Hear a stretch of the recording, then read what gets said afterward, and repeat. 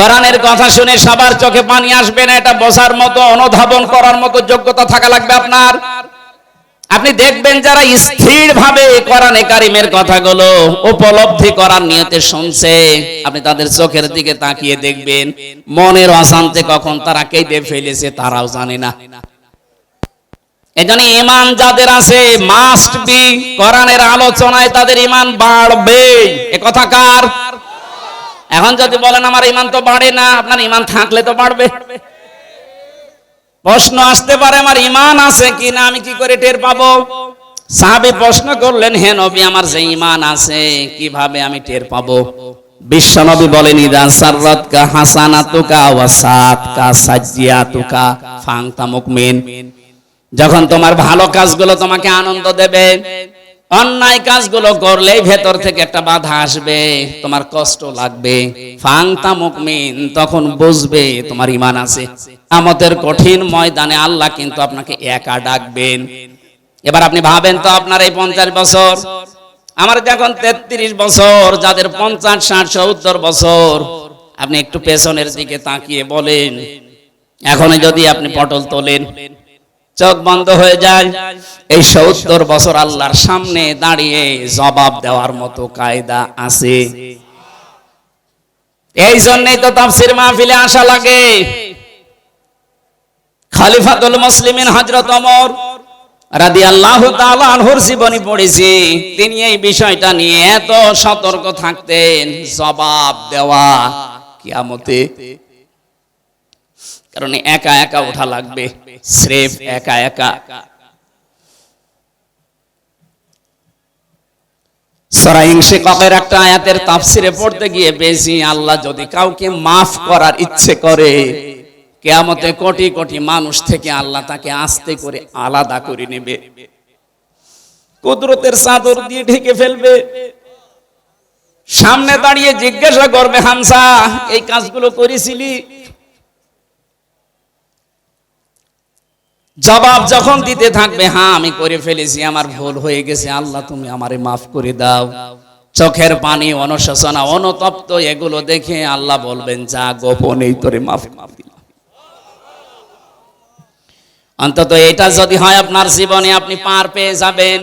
আর যদি আল্লাহ হিসাবের জন্য দাঁড় করিয়ে বলে, বল এটা কেন করলি, নবীজি বলেন, আমি পর্যন্ত উপায় নেই আল্লাহর বিচার থেকে রক্ষা পাওয়ার।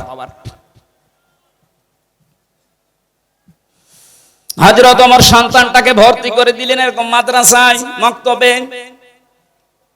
প্রধান বিচারপতি ওই দেশে ওই সময় হযরত আলী তার ছেলে হোসাইনকেও ভর্তি করে দিয়েছে। হযরত আব্দুল্লাহ বিন ওমর তিনি বসে আছেন, হোসাইন কলম ফেলে দিয়ে বলছে, কলম তুলে দাও। একবার, দুইবার, তিনবার বলার পরে উনি তিনবারই তুলে দিয়েছেন। চতুর্থবার উনি বলে ফেললেন, আপনি কি মনে করেন আমি কি আপনার চাকর খাদেম নাকি? হযরত হোসাইন ওই সময় বলেছিলেন, আব্দুল্লাহ তুমি শুধু খাদেম না, তুমি খাদেমের বাচ্চা খাদেম। অথচ ওই সময় তিনি প্রেসিডেন্টের ছেলে। রাগ করে বাড়িতে গেছে, আব্বাকে বলছে আমি আর মাদ্রাসায় যাব না। হোসাইন আমাকে গালি দিয়েছে, ছোট করেছে মানুষের সামনে, বিচার না করলে মাদ্রাসায় আমি আর যাব না। হযরত ওমর বিচক্ষণ ছিলেন, বললেন না, বিচার এখন না, জমার দিন হাজারো মানুষের সামনে বিচার করব। জমার খুতবা দিচ্ছিলেন, হঠাৎ আলোচনা বন্ধ করে দিলেন, ডাক দিয়ে বললেন, হোসাইন আসো। বলে, হ্যাঁ সামনে আসো। তুমি ক্লাসে সবার সামনে আমার ছেলেটাকে খাদেমের বাচ্চা খাদেম বলে ছোট করেছো, গালি দিয়েছো। হযরত হোসাইন তিনি নির্দ্বিধায় বললেন, হ্যাঁ দিয়েছি। কেন দিলে? হোসাইন ডাক দিয়েছে, খলিফা বুকে হাত দিয়ে বলেন তো, আপনি কি আমার নানার খাদেম ছিলেন না? হযরত ওমরের কথা বন্ধ হয়ে গেছে। ডাক দিয়ে বলে, হোসাইন আমি তো এভাবে চিন্তা করি নাই, হ্যাঁ আমি তো তোমার নানার খাদেম ছিলাম। তুমি এই কথাটা লিখে দিতে পারবে? কাগজ নিয়ে আসেন। খেজুরের পাতা নিয়ে এসেছে, লিখে দিলেন, ওমর আমার নানার খাদেম ছিল, আমি দেখেছি, ইতি হোসাইন ইবনে আলী। সই করে দিলাম, যান। কাগজটা হাতে নিয়ে হযরত ওমর সোমা খেলেন। ডাক দিয়ে বলেন, নবীর সাহাবীরা বিচার হয়ে গেছে, আর কিছু করার নেই। ছোট মানুষ আব্দুল্লাহ তো বোঝে না, বলে আব্বা তুমি তো বিচার আরম্ভই করলে না, হোসাইনকে শাস্তি দিবা না, কি বিচার করলে? হযরত ওমর বলে সন্তান যে বিচার করেছি এখন না, কিয়ামতেও কাজে লাগবে। আমি যখন মারা যাব এই কাগজটা আমার কাফনের ভেতরে দিয়ে দিও। ময়দানে মাহশারে প্রথম আল্লাহ তো আমাকে একা ডাকবে, স্রেফ একা একা। আমি কোরআনের ভাষা জানি, কুল্লুহুম আতিহি ইয়াউমাল কিয়ামাতি ফারদা। কিয়ামতে যখন আল্লাহ আমাকে একা ডাকবে, আমার জীবনের কিছুই যদি আল্লাহর ভালো না লাগে, পছন্দ না হয়, এই কাগজটা আল্লাহকে দেখাবো। রব্বুল আলামিন একটু তাকিয়ে দেখো, এখানে তোমার নবীর নাতি লিখে দিয়েছে আমি নবীর খাদেম ছিলাম, এই ওসিলা হলো আজকে তুমি আমারে মাফ করে দাও। কিয়ামতের প্রথম বিচারে আমি কিন্তু বলেছি একা একা উঠবেন। কোন বাবা, কোন সন্তান, কোন মা, কোন হেতাকাঙ্ক্ষী, ফাসিলাতি হিল্লাতি তুবি, তোমার জ্ঞাতি গোষ্ঠী দলের লোক কেউ থাকবে না, একা উঠতে হবে। সুতরাং আমাদের জীবন এখন থেকে পরিবর্তন করা দরকার। আমি যেন একা উঠে আল্লাহর সামনে আমার এই জীবনটার হিসাব দিতে পারি।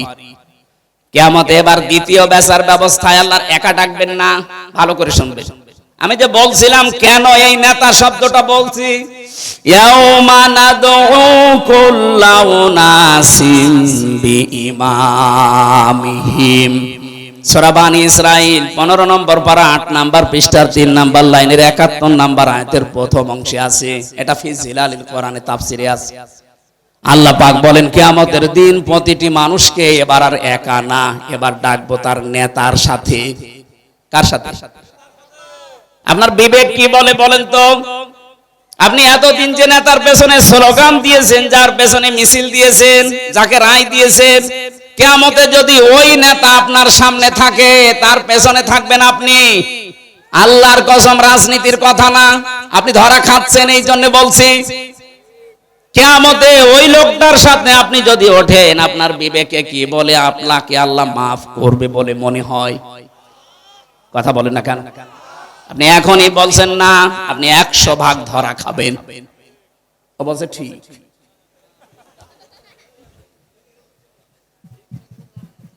কথা বোঝার পরে বলেন তো, এই যে অবস্থায় আমরা আছি, বারবার আমি নেতা শব্দ নিয়ে এসেছি এই কারণে, কোরআনে কারীম জানিয়েছে 124 নম্বর আয়াত, এটা সূরা বাকারার প্রথম নাম্বার পারা 18 নম্বর পৃষ্ঠার 5 নাম্বার লাইনে আছে, ওয়াইযিবতালা ইব্রাহিমা রাব্বুহু বিকালিমাতিন ফাতাম্মাহুন্না ক্বালা ইন্নী জাইলুকা লিন্নাসি ইমামা। আমি ইব্রাহিমকে পদে পদে পরীক্ষা নিয়েছিলাম বিভিন্ন কালিমার মাধ্যমে। আমার ইব্রাহিম প্রতিটি পরীক্ষায় উত্তীর্ণ হয়েছে, পাশ করেছে। আমি আল্লাহ শেষ পরীক্ষায় খুশি হয়ে তাকে মানুষ জাতির জন্য, মানব জাতির জন্য ইমাম বানিয়ে দিয়েছি। হযরতে ইব্রাহিম নবী ওই সময় প্রশ্ন করেছিলেন, ক্বালা আমিন যুররিয়াতি, হে আল্লাহ, যে নেতা হওয়া, নেতৃত্ব দেওয়ার গুণাবলী, এটাকে শুধু আমি একাই পেলাম, নাকি আমার সন্তানাদি যারা কিয়ামত পর্যন্ত আসবে তারা কি নেতা হতে পারবে, নেতৃত্ব দিতে পারবে? আল্লাহ সঙ্গে সঙ্গে জবাব দিয়েছেন, ক্বালা লা ইয়ানালু আহদিস যালিমিন। এখানে যারা আরবি গ্রামার বসে, ইয়ানালু এটা মুজারি, বর্তমান, ভবিষ্যৎ, প্রেজেন্ট, ফিউচার, শেষে আল্লাহ যালিমিন দিয়েছেন। আল্লাহ বলেন, ইব্রাহিম, তোমার সন্তান আদিতে যারা কিয়ামত পর্যন্ত আসবে তারা নেতৃত্ব দিতে পারবে, নেতা হতে পারবে, কিন্তু কোন জালেমের জন্য আল্লাহর অঙ্গীকার নেই। আয়াতে মুফাসসির ফি জিলালিল কোরআনে লিখেছেন, জালেমের জন্য নেতা হওয়া অবৈধ, হারাম। অথচ এই 53 বছরে যে যত বেশি জুলুম করেছে সে তত বড় নেতা ছিল। এক কথা বলে না কেন? বিশেষ করে 15.5 বছরে সে যত বেশি জুলুম করেছে মানবতার উপরে, দেশের মানুষের উপরে, তার নিজের উপরে, সে বড় নেতা হয়ে গেছে। তারাই আমাদেরকে বলে যে না, আপনি মসজিদে থাকবেন, মাদ্রাসায়, খানকায় থাকবেন, এই ময়দানে আসবেন না। এই জালেমদের জন্য ময়দানে থাকা জায়েজ নেই, আর জালেমরা আমাদেরকে উল্টা ফতোয়া দেয়। এজন্য আপনার নেতা ঠিক করা লাগবে। আল্লাহর ঘোষণা দেওয়া নেতা যেহেতু একজন, তার আদর্শ মেনে দুনিয়ায় যারা চলে তারা আপনার নেতা, তার আদর্শের বাইরে যারা আছে তারা আপনার জন্য নেতা হতে পারে না। এখন আপনার বিবেকে যা বলে আপনি তাই করেন। তেলাওয়াত করেছিলাম কোরআনে কারিমের ৬৬৬৬টি আয়াতের মাত্র একটা আয়াতের এক অংশ, ৩ ভাগের ১ ভাগ আমি পড়েছি। আমার যতটুকু এই আয়াতের উপরে স্টাডি করা আছে, লেখাপড়া করা আছে, আমার তো মনে হচ্ছে আয়াতে যত কথা দিয়েছেন দুনিয়া আখিরাত সব আল্লাহ এর ভেতরে দিয়ে দিয়েছেন। জবান খুলে কোরআনের আয়াত তাফসীর আকারে কথা বলার জন্য, শোনার জন্য পড়েন। আউযু বিল্লাহি মিনাশ শাইতানির রাজীম। বিসমিল্লাহির রহমানির রহিম।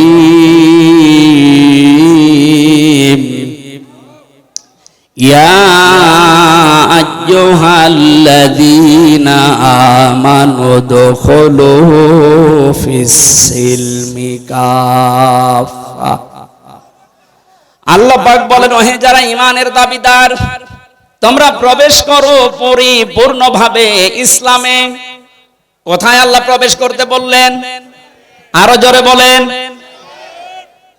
এখানে শব্দের আগে, সিনের আগে উপরে যদি কেউ সিনে জবর দিয়ে পড়ে তাহলে হয় সালমন। সালমন শব্দের শাব্দিক অর্থ শান্তি। যদি আপনি সিন দিয়ে পড়েন তাহলে বাংলা অর্থ আসবে, ইমানদারেরা তোমরা শান্তির ভেতরে প্রবেশ করো।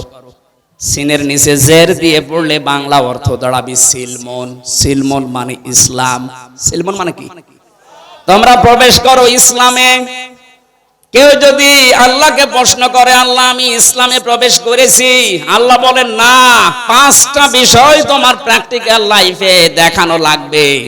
যদি 5টা বিষয় দেখাতে পারো যে হ্যাঁ, তাহলে তোমার ইসলামে পরিপূর্ণ প্রবেশ করা হয়েছে।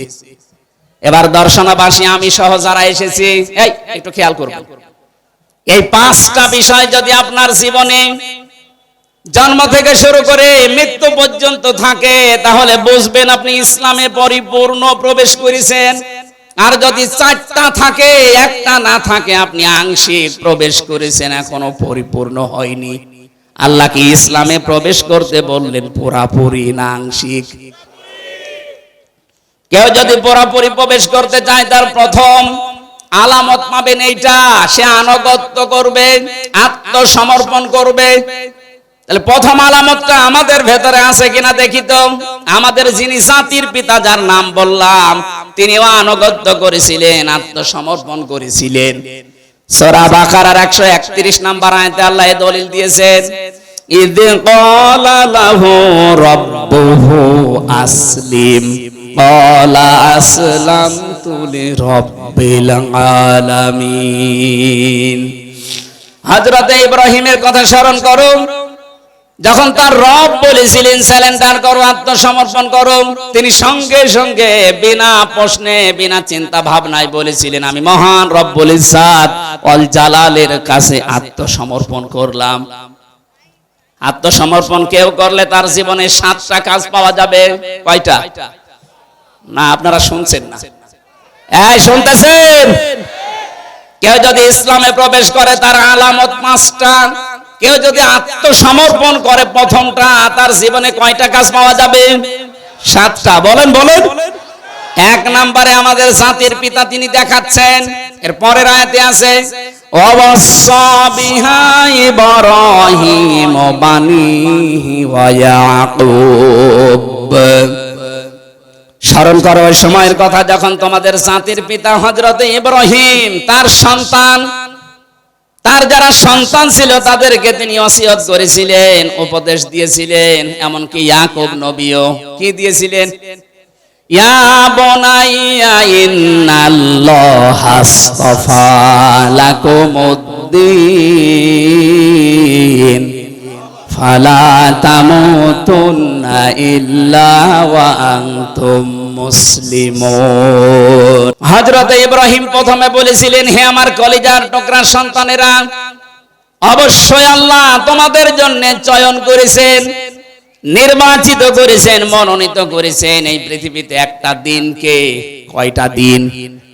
এই জন্য দিনের আগে এখানে আলিফ লাম দেওয়া আছে। আল্লাহ আমাদের জন্য নির্বাচিত করেছেন মাত্র একটা দিনকে। এখন দিন কি? বাংলাদেশে অধিকাংশ মানুষ আমরা মনে করি দিন মানে ইসলাম, দিন মানে ধর্ম। দিন মানে কি?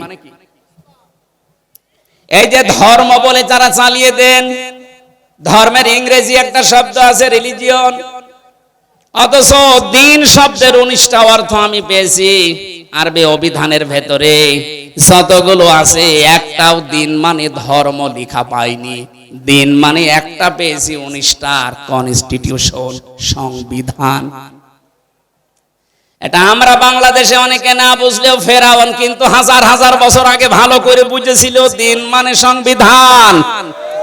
হযরতে মুসা আলাইহিস সালামকে হত্যা করার জন্য জাতির লোকের কাছে বলেছে, ওয়াকালা ফিরআউন দারুনি আকতুল মুসা ওয়ালিয়াদউ রাব্বা ইন্নাহুম ইয়াসহারু ইলা ইন্নী আখাফু আইয়ুবাদদিলা দীনাকুম ইলা আখিরি আয়াত। সূরা মুমিনের 26 নম্বর আয়াতে আল্লাহ জানিয়েছেন, ফেরাউন বলেছিল আমাকে ছেড়ে দাও, আমি মুসাকে হত্যা করব, সে তার রবকে ডাকুক। আমি আশঙ্কা করছি, আমি ভয় পাচ্ছি সে আমার দিনকে উল্টিয়ে দেবে। এখানে দিন মানে সংবিধান, রাষ্ট্রের নিয়ম নীতি।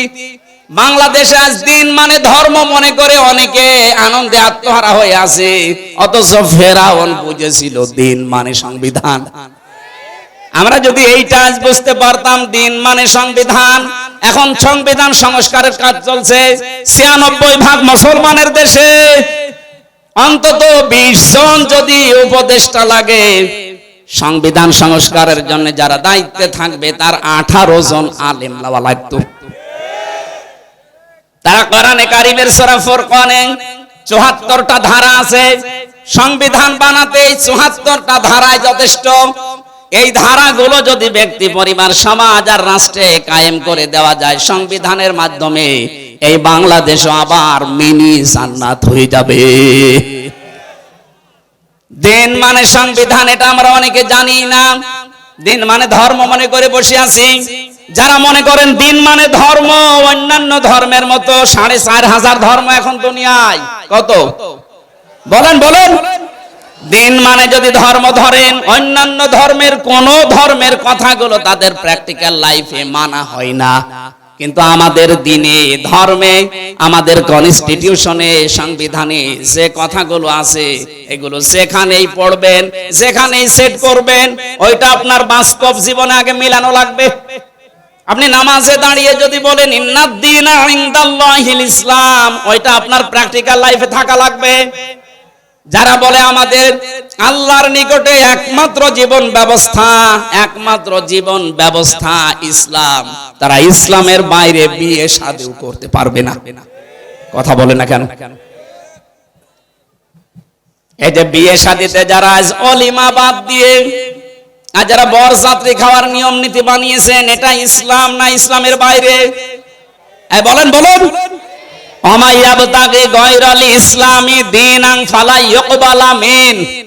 এই পৃথিবীতে ইসলামের নিয়ম নীতি বাদ দিয়ে অন্য কোন নিয়ম দিয়ে কেউ যদি আমি আল্লাহকে রাজি করতে চাই, ফালাই ইকবালা মিন, ওর জীবনের কোন ইবাদত বন্দেগী কবুল হচ্ছে না, হবে না। বলেন নাউজুবিল্লাহ। এই জীবনের ভেতরে বিয়ে শাদী আছে না নেই? আরো জোরে বলেন তো, আছে না নেই? বিয়েতে আজ যারা ওলিমার সিস্টেম বাদ দিয়ে বরযাত্রী আরম্ভ করেছি আমরা, আমাদের বিয়ে কি ইসলামের ভেতরে না বাইরে? আজকে থেকে এই নিয়ম পাল্টাতে হবে। বিয়ে শাদী যদি করতে চাই, ছেলের বাড়িতে অনুষ্ঠান হবে, মেয়ের বাড়িতে না। আমি জানি আপনি মানবেন না, আমি বারবার বলছি, কারণ আমার 3টা মেয়ে, ছেলে নেই। আমারে বাঁচা লাগবে না? আমি যা করেছিলাম, আমার শ্বশুর তো পেছনে আছি, যা করেছি ওটা বাদ, আমি যেন ধরা না খাই। আমাদের এই সিস্টেম ইসলামের ভেতরে নিয়ে আসা লাগবে। বিয়ে থেকে শুরু করে একেবারে আন্তর্জাতিক জীবন পর্যন্ত ইসলামের বাইরে যেটা ওটা আমরা মানি না। কথা বলেন ঠিক কিনা? এটা যদি শুধু বিয়ে শাদী হয়, এর বাইরে আর কিছু ইসলামে নেই। বলুন, এই যে অর্থনীতি আজ ধ্বংস হয়ে গেছে, এস আলম গ্রুপ ইসলামী ব্যাংক থেকে ৭৫,০০০ কোটি টাকা আত্মসাৎ করেছে। আমাদের যদি ইসলামী অর্থনীতি এ দিন মনে হয়, এটা জীবন ব্যবস্থার ভেতরে মনে হয়, আজকে থেকে সুদ ভিত্তিক অর্থনীতি যত ব্যাংকিং ব্যবস্থা আছে সব ছেড়ে দেওয়া দরকার। সে সোনালী হোক, রূপালী হোক, চৈতালি হোক, যাই হোক, ইমানের দাবি পূরণের জন্য ইসলামী ব্যাংকে কারবার করেন। প্রশ্ন আসতে পারে এটাকে সুদ মুক্ত? যতদিন যাকাত ভিত্তিক অর্থনীতি রাষ্ট্রীয়ভাবে কায়েম না হবে ততদিন পর্যন্ত এ দেশে ফেরেশতাও যদি ব্যাংক খোলে সেও সুদ খাবে। তারপরে ওরা চেষ্টা চালিয়ে যাচ্ছে, ওদের যে ইসলামের যে অর্থনীতির নিয়ম নীতিগুলো আছে, বায়ে সালাম, বায়ে মুআজ্জাল, বায়ে ইস্তেসনা, মুশারাকা, মুদারাবা, মুরাবাহা, এটা আবার প্রকার প্রকার ভাগ করা আছে। আপনি ইসলামী অর্থনীতিটা পড়ে ওদের সাথে মিলাবেন, মিলবে। কিছু আন্তর্জাতিক এবং জাতীয় নিয়ম নীতি আছে, ওগুলো মানা লাগবে। এটা পূরণ করতে হলে রাষ্ট্রীয়ভাবে যাকাত লাগবে। যাকাত যতদিন না কায়েম হয় ততদিন আপনি ইসলামী ব্যাংকে কারবার করেন, গোনা হলে ওদের হবে, ওদের শরিয়া বোর্ড আছে। এবার প্রশ্ন আসতে পারে কেন? এইদিকে তাকান। বিশ্বনবী নিজে 13 বছর মক্কায় নির্যাতিত, অত্যাচারিত, জুলুমের শিকার হয়েছেন না হননি? আরো জোরে বলেন। বাকি 10 বছর মদিনায় তিনি প্রেসিডেন্ট ছিলেন, শোনেননি এটা? এই যে 13 বছর উনি কি নামাজ পড়েননি? কথা বলেন। মক্কায় যতদিনে 13 বছর নামাজ পড়লেন, মক্কায় নামাজ পড়াকালীন কাবা শরীফের দিকে নামাজ পড়েছিলেন। ওখানে 360টা মূর্তি ছিল। মূর্তি সামনে নিয়ে নামাজ হয়? বলেন। তাহলে নবীজির 13 বছরের নামাজ হয়নি? আপনি নিজেই তো ধরা খেয়ে যাচ্ছেন। প্রথমে বললেন না হয় না, এখন আবার বলছেন হয়। এখানে জবাব লুকিয়ে আছে। যতদিন পর্যন্ত এদেশে ইসলামী রাষ্ট্র প্রতিষ্ঠিত না হবে ততদিন পর্যন্ত যদি ইসলামী ব্যাংকেও কারবার করেন আপনার কারবারে গোনা হবে না, কারণ যাকাত রাষ্ট্রীয়ভাবে কায়েম নেই। যখন মদিনার মতো 10 বছর নবী প্রেসিডেন্ট হবেন, এই দেশটাও যখন 10 বছর কোরআন দিয়ে চলবে, তখন সুদ ভিত্তিক ব্যাংকগুলো এমনিতেই বন্ধ হয়ে যাবে। এবার আসেন তো, এলাকায় যারা টাকা ছেড়ে রাখেন, 1000 টাকা ছেড়ে রাখেন, 1 মাস পরে 1100 টাকা করে পায়, 100 টাকা বেশি। এটা লাভ বলে, ইন্টারেস্ট বলে খান, এটা সুদ। বলেন না কেন? বলেন। এই সুদ যারা খাচ্ছেন তারা মায়ের সাথে জিনা করছেন। এত বড় কঠিন গুনাহ হয়তো অনেকে জেনে বা না জেনে করছেন। আজকেই তাওবা করে আপনি বাদ দিয়ে দেবেন। জীবনে আপনি আর এই টাকা বেশি করে নেবেন না, যা আছে ওইটা নেবেন। 1000 টাকা 100 টাকা বেশি নেবেন না। কারা কারা রাজি আছেন হাত তোলেন তো। দেখেন এই এলাকায় যে সুদ চলছে তার প্রমাণ এটা। থাক, আমি আশা করছি আপনি ছেড়ে দেবেন। আমাদের জন্য আল্লাহ রাব্বুল আলামিন মনোনীত যেটা করেছেন তার নাম দিন, আর এই দিন যেটা তার নাম ইসলাম। এই ইসলামের বাইরে যা করা হবে কখনো আল্লাহ কবুল। আরো জোরে বলেন। তাহলে প্রথম নাম্বার অর্থ আমরা বেশি আত্মসমর্পণ করা, আনুগত্য করা। আমি যে ইসলামে প্রবেশ করেছি তার প্রথম আলামত বলেন আনুগত্য, আত্মসমর্পণ। আপনি দেখবেন জীবনের প্রতিটি ক্ষেত্রে 2 নম্বরে ইখলাস লাগবে। জীবনে যে কোনো কাজ করতে গিয়ে যদি দেখেন যে হ্যাঁ আমার ইখলাস আছে, এই জন্য যারা একামতে দিনের দায়িত্ব এই দেশে পালন করে তাদের প্রথমে এই আয়াতটা পড়ানো হয়, উল ইন্না সলাতি ওয়া নুসুকি ওয়া মাহইয়ায়া ওয়া মামাতি লিল্লাহি রাব্বিল আলামিন। বলেন আল্লাহু আকবার। আল্লাহ পাক বলেন নবী আপনি বলেন আমার নামাজ, আমার কুরবানি, আমার ত্যাগ তিতিক্ষা। নুসুক শব্দের অর্থ 3টা, হজের ক্রিয়াকলাপ, কুরবানি এবং শারীরিক ইবাদত, এই তিনটাকে বলা হয় নুসুক। আমার যা আছে শারীরিক ইবাদত, আমার কোরবানি, ত্যাগ তিতিক্ষা, হজের কাজকর্ম, আমার বেঁচে থাকা, আমার মরে যাওয়া, আমি সব আল্লাহর জন্য দিয়েছি, কারো জন্য দেয়নি। এরকম ইখলাস প্রতিটি জায়গায় তৈরি করা লাগবে আমাদের, তাহলে আপনি বুঝবেন আপনি ইসলামে প্রবেশ করেছেন। 3 নম্বরে বিশুদ্ধ আকীদা লাগবে। বিশুদ্ধ আকীদা কি? কোরআন শরীফ থেকে আমি পেয়েছি। কেউ যদি বলে আমার আকীদা শুদ্ধ আছে, বিশুদ্ধ আছে, অবশ্যই তাকে শিরক আর বেদাত থেকে মুক্ত থাকা লাগবে। অথচ বাংলাদেশে আমাদের ইমানের অবস্থা শিরক আর বেদাত দিয়ে ভরপুর, আর আমরা বলছি ইসলামে প্রবেশ করেছি। না, হচ্ছে না। এখানে যারা আমরা নামাজ পড়ি, নামাজের আগে ওযু করা লাগে, ওযু ভেঙে যায় 7টা কারণে। কয়টা বলেন বলেন? নামাজে দাঁড়ালে নামাজ ভেঙে যায় 19টা কারণে। হজ করতে গেলে হজও ভেঙে যায়, দম দেওয়া লাগে, কোরবানি দেওয়া লাগে, জরিমানা দেওয়া লাগে। রোজা রাখলে রোজাও ভেঙে যায় কয়েকটা কারণে। পৃথিবীর প্রতিটি ইবাদত নষ্ট হওয়ার পেছনে কিছু না কিছু কারণ আছে। আমরা যারা ঈমান এনেছি, আমাদের ঈমানও ভেঙে যায় 10টা কারণে। কয়টা? আরো জোরে বলেন। এই 10টা কারণ যে ঈমান ভেঙে গেছে কখন অনেক আমরা জানি না, আন্দাজে মনে করছে আমার ঈমান আছে। এই জন্য আমাদের বিশুদ্ধ আকীদা তৈরি করতে হলে 10টা জিনিস মাস্ট বি আমাদের জানাই লাগবে। 2 নম্বরে আমাদের ঈমানে যেন কখনো বেদাত প্রবেশ না করে। অথচ বেদাত এখন ঘরে ঘরে ছেয়ে গেছে। ইসলামের জন্য কিছু করা এটা বেদাত নয়, ইসলামের মধ্যে কিছু করা বেদাত। এটা বাংলা অর্থ বললাম একেবারে এক কথায়। এখানে যে মসজিদ দর্শনায় দেখতে পাচ্ছেন, এই বাজার মসজিদ, হয়তো 100 বছর আগে মসজিদটা বানিয়েছে। যখন বানিয়েছিল ওই ফরফরার পীর সাহেবের যারা ছিল ওই সময়, এই সময় কিরকম 2 তলা ছিল। ওই সময় খড়কটা দিয়ে, টিন দিয়ে, ছাতা পাওয়ার কি খেজুরের পাতা, এই সমস্ত দিয়ে হয়তো বানিয়েছিল। দিন আজ যত যাচ্ছে, আজকে তাকান এখানে টাইলস লাগিয়েছে, মোজাইক পাথর দিয়েছে, এসি লাগিয়েছে, বিউটিফাই করেছে। এটা কি ইবাদতের মধ্যে না ইবাদতের জন্য? এই একটা থিওরি মনে রাখবেন, তাহলে বেদাত কেউ করাতে পারবে না। ইবাদতের জন্য আপনি যা করবেন বেদাত নয়, কিন্তু ইবাদতের মধ্যে যদি কিছু করেন, কথা বুঝতেছেন? এটা জিকির করা একটা ইবাদত। এই জিকিরের শব্দ তাহলে আলাদা থাকবে, যদি ইবাদত এর নিয়ম থাকবে আলাদা, পদ্ধতি থাকবে আলাদা, সময় থাকবে জিকিরের।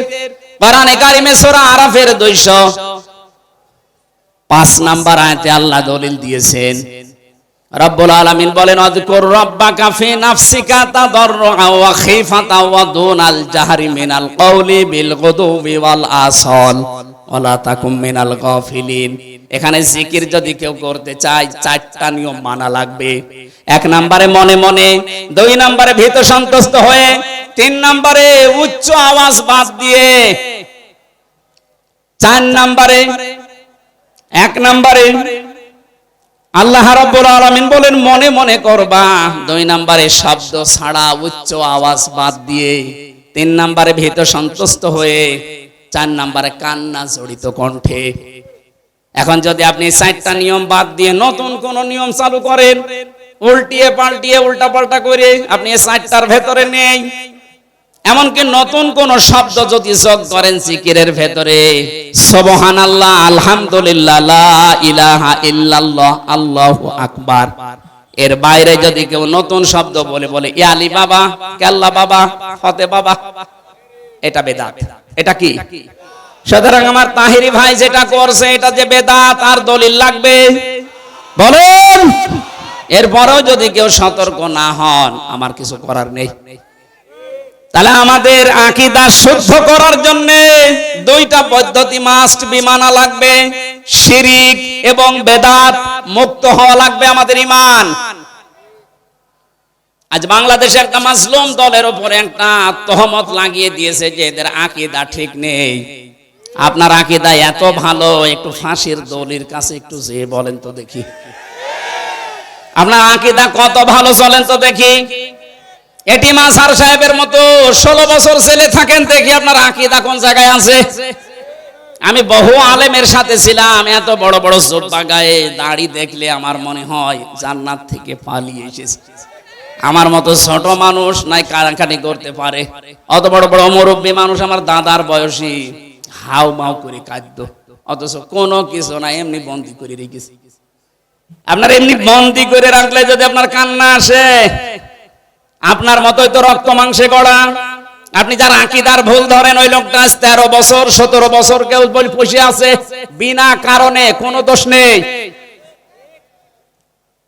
আন্দাজে যদি কেউ তার উপরে এই তহমত গুলো লাগিয়ে দেয় যে না এ দোষ সে করেছে, কোন মানুষ যদি কোনো অন্যায় না করে ওই দোষ তার উপরে চাপিয়ে দিলে সে যেন প্রকাশ্য পাপের বোঝা বহন করে। এজন্য আকীদা খারাপ, এই জিকির বাদ দেওয়া লাগবে। এই পৃথিবীতে আকীদা তো তাদের সবচাইতে পরিষ্কার যারা শিরক এবং বেদাত থেকে মুক্ত। বাংলাদেশের সবচাইতে বড় শিরক হচ্ছে আল্লাহর ক্ষমতার সাথে অন্য কাউকে যোগ করা। এই বাংলাদেশে একটাই দল আপনি তাকান যারা বলেছিল ক্ষমতার উৎস আল্লাহ, এই কারণে তাদের নিবন্ধন বাতিল করে দিয়েছে।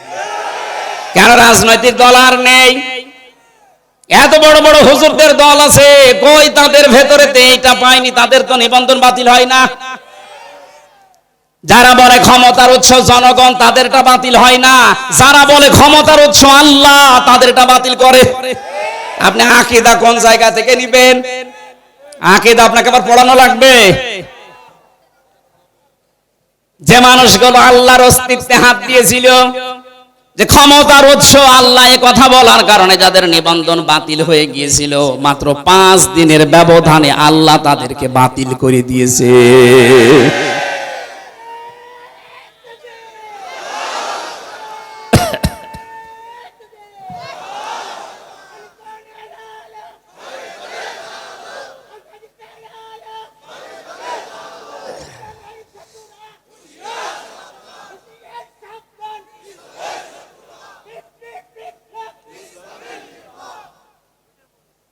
শেষ করে দেব, আমার কণ্ঠ পারছে না, শেষ করে দেব।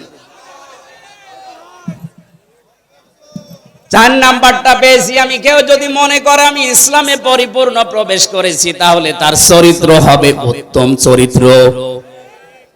এই 53 বছরে প্রমাণ হয়ে গেছে বাংলাদেশে সবচাইতে চরিত্রের মানদণ্ডে উত্তীর্ণ যারা একামতে দ্বীনের দায়িত্ব পালন করে। এদের ভেতরে দুর্নীতি নেই, এদের ভেতরে জেনাখার নেই। এই কথা বলেন না কেন? এমনকি বিড়ি খোরও পাবেন না। এর চাইতে আবার কি প্রমাণ লাগবে আপনার? এ বাংলাদেশে 2024 সালের 5 আগস্টের আগ পর্যন্ত একটা জরিপ পেয়েছিলাম, 100 জনের 15 জন মানুষ চাইতো যে ইসলাম এ দেশে কায়েম হোক, আর ওইগুলোর চরিত্রই সর্বোত্তম। তারা পরীক্ষায় উত্তীর্ণ হয়ে গেছে, তাদের মেশিং এর ভেতরে দেওয়া লাগে। 6 মাস একাধারে এমন ভাবে ধাসে ধাসে তাদেরকে গড়ে তোলা হয়, এ মানুষগুলো একেবারে সর্বোচ্চ চূড়ায় পৌঁছিয়ে যায়। চরিত্র কাকে বলে, কত প্রকার কি কি মাওলানা নিজামী দেখিয়েছে।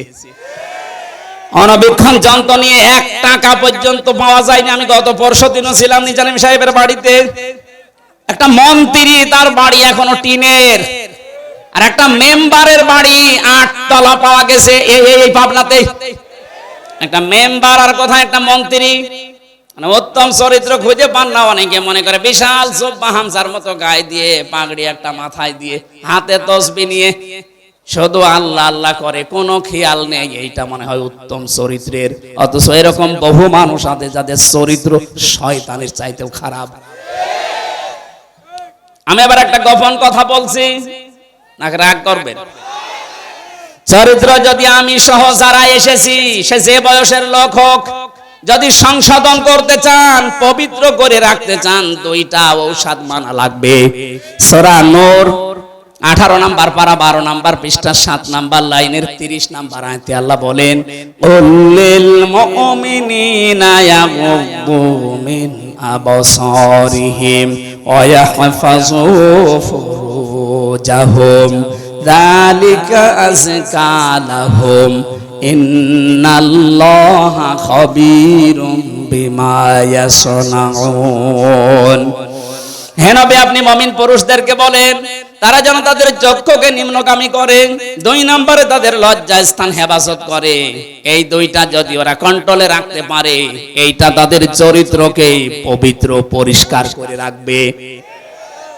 দর্শনাবাসী, আপনাদের এখানে বহুদিন ছিলাম, এই জন্য আপনাদেরকে খুব ভালোবাসি বেশি।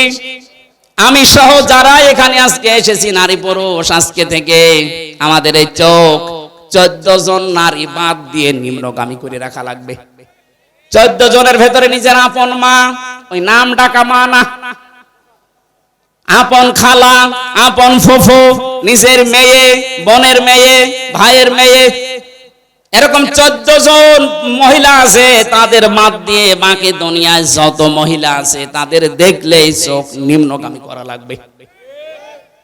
2 নম্বরে লজ্জা স্থানের হেফাজত করা দরকার।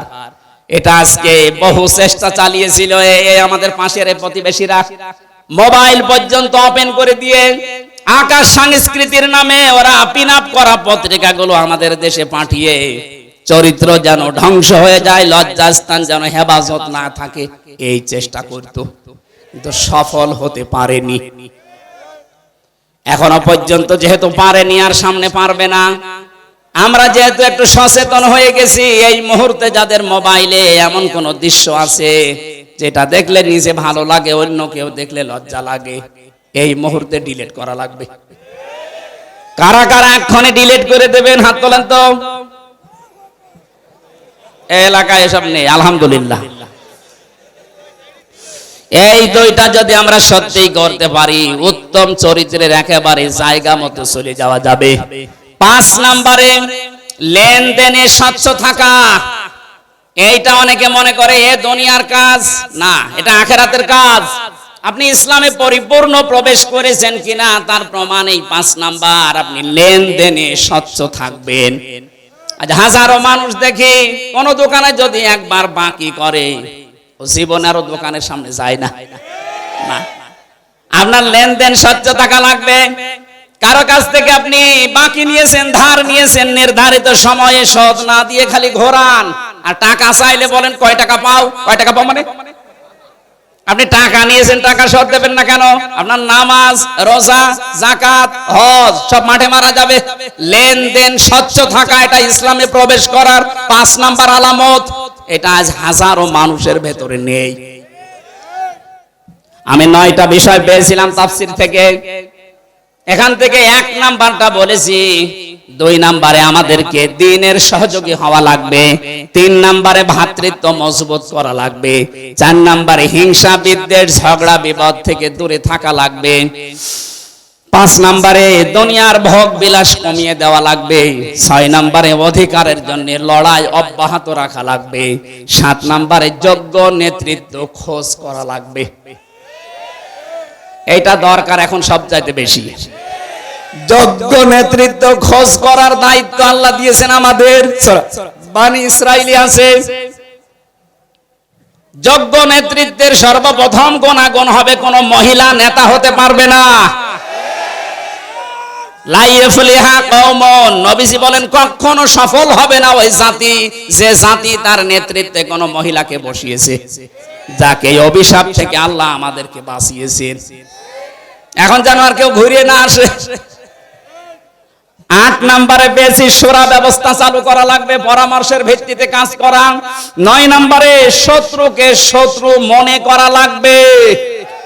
এটা আজ আমরা অনেকে মনে না করে, আর কি এই যে শত্রুকে শত্রু মনে না করার ফল হচ্ছে এই অ্যাডভোকেট সাইফুল ইসলাম আলিফকে হত্যা করা। আমরা যদি শত্রুকে শত্রু মনে করতে পারতাম, একটা মুসলমানকে এভাবে দিনে দুপুরে জবাই করার ক্ষমতা ওদের হতো না। আমি নিচে নামলাম না, কারণ আন্তর্জাতিক বিষয় এটা। আমরা এই 9টা বিষয়ের প্রথমটা বলেছি যে ইসলামে প্রবেশ করো। ইসলামে প্রবেশ করার আলামত 5টা। আল্লাহ আমাদেরকে এই 5টা বিষয় দুনিয়া থেকে মিটিয়ে আল্লাহকে দেখানোর তৌফিক দিন, আমিন। মা বোন যারা এসেছেন, তিরমিজি শরীফের হাদিস আপনার জন্য, ইদা নাজারা ইলাইহা সাররাতুহু, স্বামী যখন আপনার দিকে তাকাবে স্বামীকে আনন্দ দেবেন। ওয়া ইদা গাবা আনহা হাফিজাতুহু, যখন স্বামী বাইরে যাবে আপনি হেফাজতে থাকবেন, ইজ্জত আবরু সম্ভ্রম নিয়ে। অতঈনু আলা দীনি যাওজাতিহা, যখন আপনার স্বামী বাইরে দিনের কাজ করবে, মানবতার কাজ করবে, তাকে উৎসাহ দেবেন, সাহায্য করবেন।